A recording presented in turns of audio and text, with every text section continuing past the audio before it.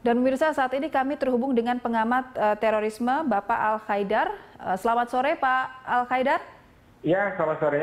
Ya, Pak Al-Khaidar, ini dengan tertangkapnya ada 2 terduga teroris kemudian di Waduk Jatiluhur, Purwakarta, Jawa Barat. Dari pengamatan Anda, apakah ini ada hubungannya dengan jaringan teroris yang sudah tertangkap sebelumnya di wilayah Bekasi dan juga Tangerang Selatan, atau ada kaitannya juga dengan jaringan Bahru Naim, Pak Al-Khaidar? Iya, saya kira memang itu ada berkaitan dengan kelompok-kelompok jaringan Bahru Naim yang ada 9 titik semuanya di Indonesia bagian Barat, dan itu semua tergabung dalam JAD, Jamaah Ansarud Daulah, yang kemudian mereka tidak terlalu memakai nama itu lagi, tapi lebih menggunakan MIB, Mujahidin Indonesia bagian Barat.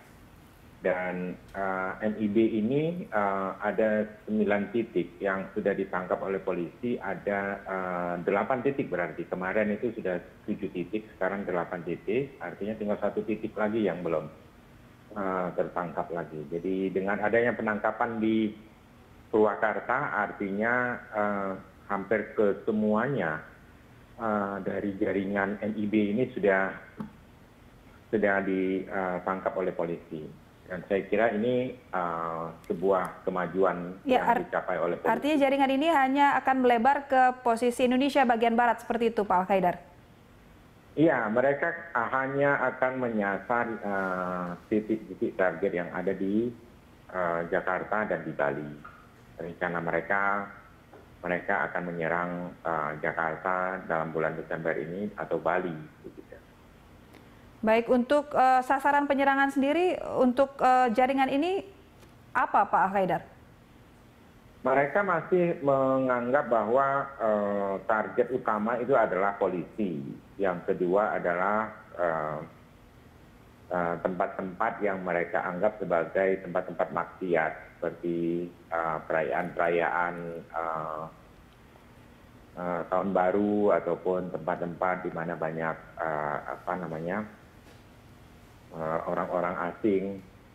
Kemudian juga tempat-tempat di mana ada perayaan-perayaan keagamaan tertentu yang mereka anggap sebagai kemajuan dari agama non-Muslim. Jadi saya kira ini merupakan target yang sudah lama yang mereka incar, ya, yaitu polisi, kemudian tempat-tempat ibadah non-Muslim dan tempat-tempat keramaian yang mereka anggap sebagai tempat-tempat maksiat.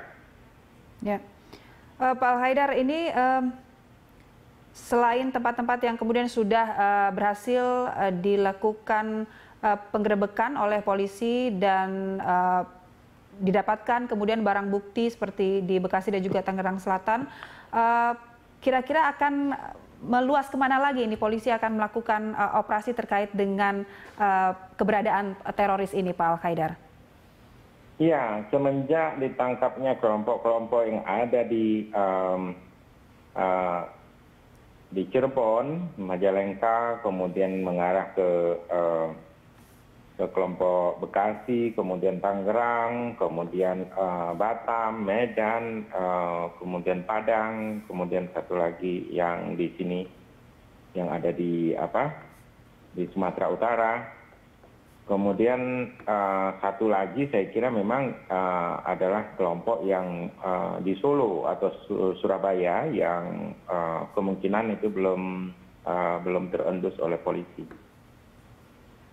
Ya, Pak Al-Khaidar, ini Kapolri sempat mengatakan bahwa jaringan yang tertangkap ini memang terkait dengan jaringan Bahru Naim. Kemudian Anda melihatnya ini, apakah target sesungguhnya dari Bahru Naim dan juga ISIS ini terhadap aksi-aksinya di Indonesia? Ya, bagi mereka memang pencapaian target untuk melakukan peledakan di bulan Desember ini, terutama menjelang Natal dan Tahun Baru, itu adalah target utama mereka yang harus mereka penuhi, dan rencananya mereka juga mengikuti jadwal target yang ada di tingkat dunia. Artinya kelompok Bahru Naim ini sudah terafiliasi dengan ISIS internasional yang kemudian punya target tertentu pada waktu-waktu tertentu. Jadi mereka ingin mengejar momentum serangan serentak yang dilakukan oleh ISIS terhadap semua tempat-tempat yang mereka anggap sebagai tempat-tempat yang akan menguntungkan mereka jika kemudian bisa diledakkan. Jadi saya kira memang satu tempat lagi, apakah itu yang berkaitan dengan Surabaya ataupun Solo, itu akan penuh saya kira semua kelompok atau titik-titik dari sel-sel Mujahidin Indonesia Barat di bawah pimpinan Bahru Naim ini tertangkap. Ya, Pak Al-Qaedar, ini dengan tertangkapnya jaringan-jaringan ini di beberapa kota di Indonesia, termasuk yang terbaru ini di Waduk Jatiluhur, apakah kemungkinan ini masih ada sebenarnya, artinya mereka ada pengkaderan gitu, masih ada sebenarnya orang-orang seperti ini yang akan melakukan hal yang sama, Pak Al-Qaedar?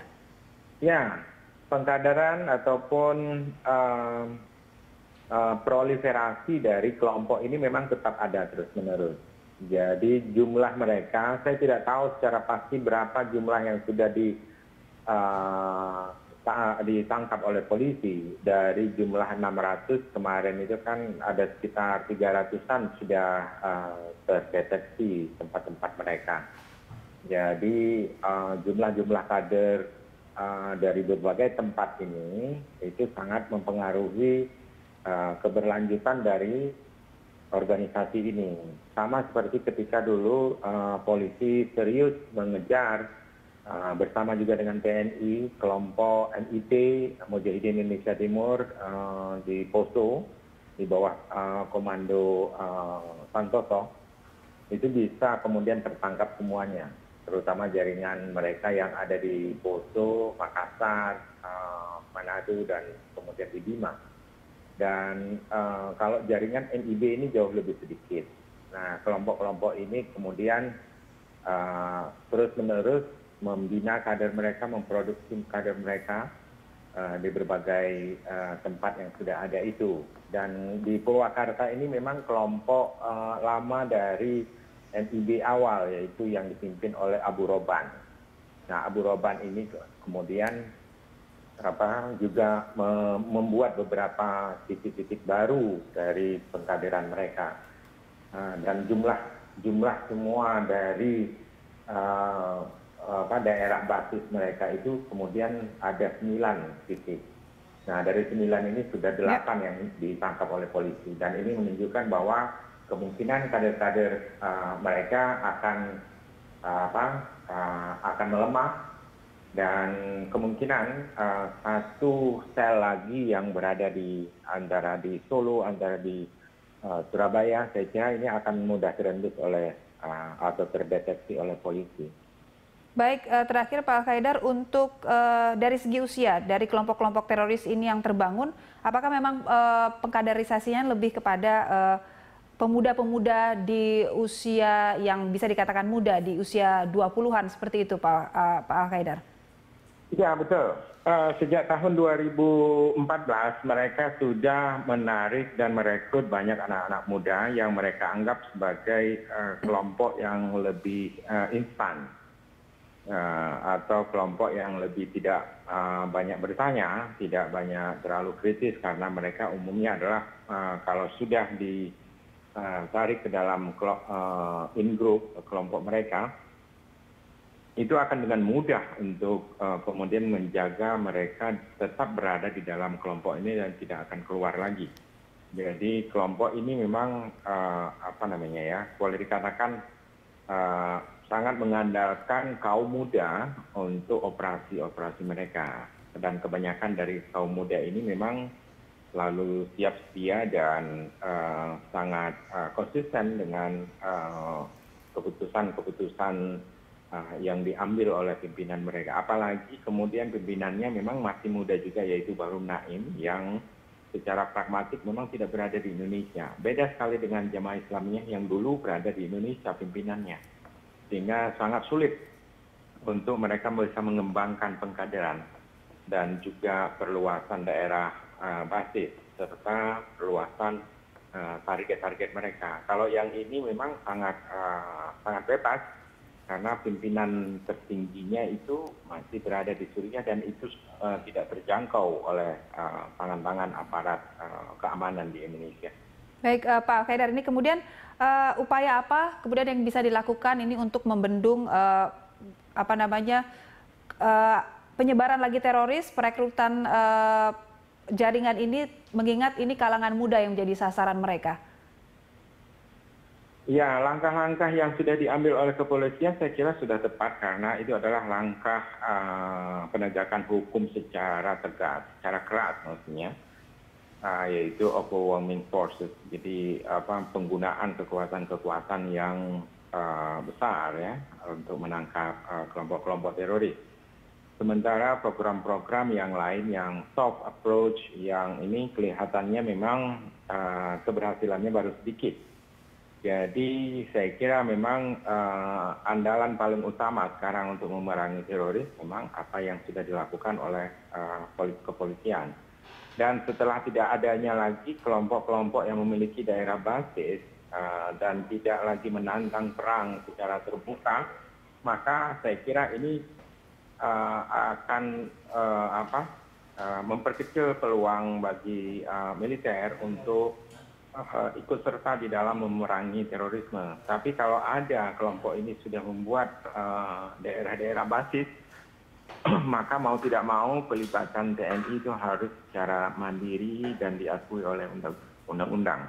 Karena bagaimanapun kelihatannya memang kepolisian lemah di bidang tempur, ya, apalagi tempur darat dan juga tempur laut.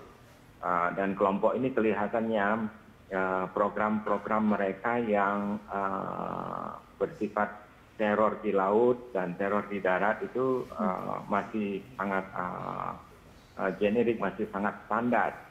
Jadi saya kira memang langkah-langkah yang sudah diambil kepolisian itu sangat sangat tepat untuk memerangi terorisme. Baik. Pak Al-Qaedar, pengamat teroris, terima kasih sudah bergabung dengan kami di Breaking News Berita 1.